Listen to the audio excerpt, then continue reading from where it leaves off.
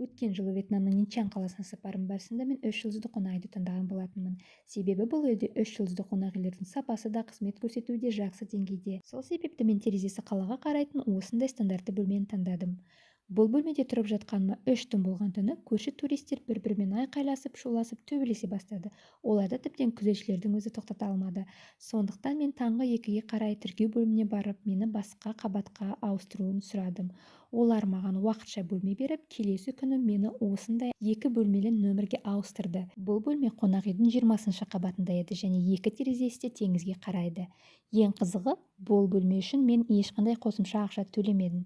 Себебі мен нөмірді ауыстыруға барған кезде, маған осы жолы жақсы бөлме беріңіздерші, егер апгрейд мүмкін болса, қуанышты болатын едім дедім. Сол кезде олар маған осындай бөлмені берді. Осы оқиға барысында менің түсінгенім, қалауыңдағы зат мүмкін болса да, болмаса да сұрап көрген жөн.